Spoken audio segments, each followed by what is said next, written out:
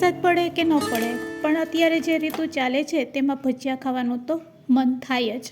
Hello friends, welcome to kitchen art. તો આજે આપણે ક્રિસ્પી અને ટેસ્ટી એવા પાલકના ભજીયા બનાવીશું. જનરલી પાલક કોઈ ખાતું નથી, પણ જો પાલકના ભજીયા તમે બનાવીને આપશો તો બાળકોથી લઈને સૌ કોઈને ખૂબ જ ભાવશે, અને જે લોકો ઘરે પાલક નથી લાવતા તે પણ લાવવા માંડશે. સાથે બનાવીશું સ્પેશિયલ ટમેટાની ચટણી. તો ચાલો બધી ટ્રીક અને ટિપ્સ સાથે રેસીપી શરૂ કરીશું. રેસીપી સારી લાગે તો લાઇક અને શેર કરજો. મારી ચેનલ ઉપર નવા હોય અને મારી ચેનલને હજુ સબસ્ક્રાઈબ ન કરેલ હોય તો સબસ્ક્રાઈબ કરી બાજુનું બેલ બટન દબાવવાનું ભૂલશો નહીં, જેથી કરીને તમને મારા નવા વિડીયોનું નોટિફિકેશન મળતું રહે. તો સૌથી પહેલાં ચટણી બનાવવા માટે ગેસની ફ્લેમ ચાલુ કરી 1 ચમચી કરતાં પણ ઓછા તેલમાં આપણે 4 કરી લસણ અને 2 મીડિયમ સાઇઝના ટમેટાને આ રીતે કટ કરી અને તેલમાં તેને પણ સાતરી લેશું. સોફ્ટ થાય ત્યાં સુધી આપણે સાતરવાના છે. તો 2 મિનિટમાં આપણા ટમેટાં છે તે એકદમ સોફ્ટ થઈ જશે. ટમેટાં સોફ્ટ થઈ જાય એટલે 2 સૂકા લાલ મરચાં આપણે એડ કરી દઈશું. સાથે થોડીક આંબલી એડ કરી દઈશું અને સ્વાદ મુજબ મીઠું નાખી દઈશું.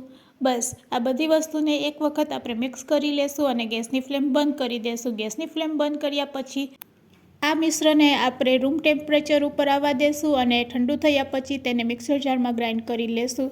તો અહીંયા આપણું મિશ્ર છે એ રેડી છે ચટણી બનાવવા માટે. મિક્સર જાર લેશું અને તેમાં તેને લઈ લેશું અને ગ્રાઇન્ડ કરી લેશું. અહીંયા તમને જરૂર લાગે તો તમે ગોળ એડ કરી શકો છો. થોડુંક પાણી નાખીને આપણે તેને ગ્રાઇન્ડ કરી લેશું એટલે સરસ ચટણી અહીંયા રેડી છે. તો ટમેટાની ચટણી તો રેડી છે. ચાલો હવે આ ટમેટાની ચટણી સાથે મજા પડી જાય તેવા પાલકના ભજીયા પણ તૈયાર કરીશું. ઘણા લોકો તેને ગોટા પણ કહેતા હોય છે. તો સૌથી પહેલાં આપણે ફ્રેશ એવી પાલક લેવાની છે. પાલક જ્યારે પણ બજારમાંથી લાવીએ એટલે પહેલાં તો તેને સાફ કરી લેવી જોઈએ અને સારી રીતે 2 પાણીથી ધોઈ લેવી જોઈએ. તો અહીંયા મેં પાલકને સારી રીતે ધોઈ લીધી છે, કોરી કરી લીધી છે. પછી બસ આ રીતે તેને આપણે રફલી કટ કરી લેશું. ચાકુની મદદથી પાલકને આ રીતે તમારે રફલી કટ કરવાની છે. તો અહીંયા મેં પાલકને રફલી કટ કરી લીધી છે. તે જ રીતે અહીંયા આપણે 2 મીડિયમ સાઇઝના બટેટા લેવાના છે.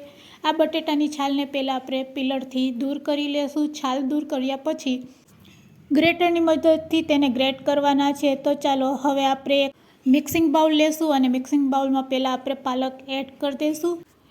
પાલક એડ કર્યા પછી છાલ કાઢીને રાખેલા બટેટાને આ રીતે ખમરીની મદદથી આપણે તેને છીણી લેશું અને આ રીતનું બટેટું છીણીને આપણે રેડી કરવાનું છે. તો અહીંયા આપણે કાચા બટેટાનો જ ઉપયોગ કરવાનો છે.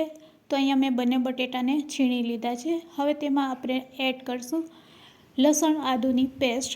પાલકના શાકમાં જે રીતે લસણ એડ કરવાથી પાલકનો એક સરસ સ્વાદ આવે છે, તે જ રીતે અહીંયા ભજીયા બનાવવામાં પણ જો તમે લસણ નાખશો તો ખૂબ જ ટેસ્ટી ભજીયા તૈયાર થાય છે. તો બસ અહીંયા સમારેલા લીલા મરચાં થોડાક એડ કરશું. કોથમરીના ડાળખા થોડાક સમારેલા એડ કરશું. કોથમરી હોય તો તમે કોથમરી પણ એડ કરી શકો છો. લીલી કોથમરી નાખ્યા પછી તેમાં 1 ચમચી તલ અને 1 ચમચી સૂકેલું કોકોનટ એડ કરવાનું છે. સાથે રૂટિંગ મસાલામાં મરચું, હળદર, ધાણા જીરું પાવડર અને સ્વાદ મુજબ મીઠું નાખવાનું છે, અડધી ચમચી. બસ હવે ક્રિસ્પી બનાવવા માટે અહીંયા આપણે ચોખાનો લોટ લેશું 3 ચમચી. 3 ચમચી ચોખાનો લોટ એડ કર્યા પછી હવે આપણે એકસાથે ચણાનો લોટ એડ નહીં કરશું. ઘરમાં રેગ્યુલર ચણાનો લોટ આવતો હોય તે જ ચણાના લોટમાંથી ભજીયા બનાવવાના છે. તો અત્યારે 3 ચમચી જેટલો આપણે ચણાનો લોટ એડ કરશું. સાથે તેમાં થોડુંક લીંબુનો રસ એડ કરી દઈશું. તો બસ આટલી વસ્તુ એડ કર્યા પછી હાથેથી આપણે પહેલાં મિક્સ કરી લેશું. જરૂર લાગે તો જ પાણીનો ઉપયોગ કરવાનો છે, નકર પાણી વગર જ બેટર છે તે તૈયાર થઈ જાય છે. તો હાથેથી ભેગું કરતાં મને થોડોક ચણાનો લોટ ઓછો લાગી રહ્યો છે. તો બસ બચેલા ચણાના લોટને પણ આપણે એડ કરશું.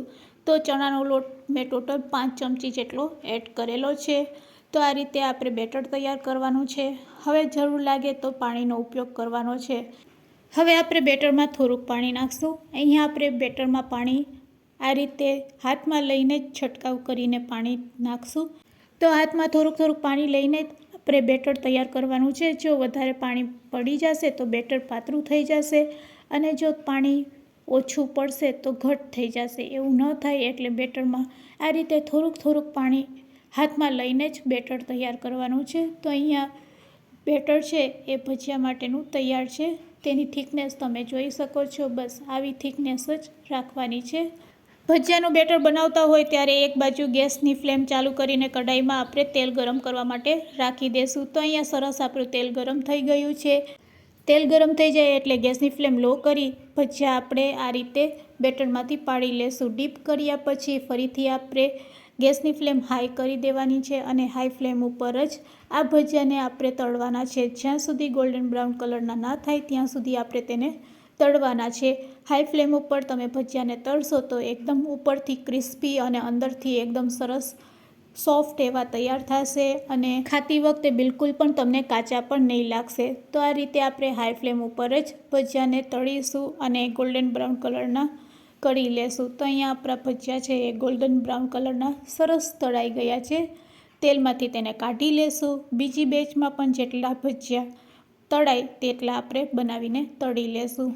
તો બસ આ રીતે આપણે બધા ભજીયા છે તે તૈયાર કરવાના છે.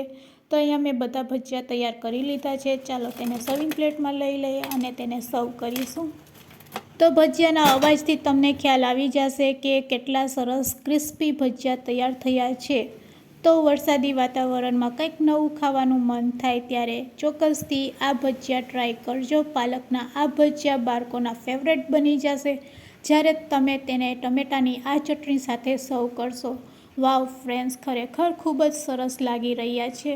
તો આજની આ રેસીપી તમને કેવી લાગી તે મને કમેન્ટ્સમાં જરૂરથી કહેજો. વિડીયોને એન્ડ સુધી જોયો હોય તો એક લાઇક જરૂરથી આપજો. મારી ચેનલને સબસ્ક્રાઈબ ન કરેલ હોય તો સબસ્ક્રાઈબ જરૂરથી કરી લેજો. અને હા, તમારા ફ્રેન્ડ્સ, મિત્ર અને ગ્રુપમાં શેર કરવાનું ભૂલશો નહીં. Thanks for watching. ફરી મળીશું એક આવી નવી જ રેસીપી સાથે.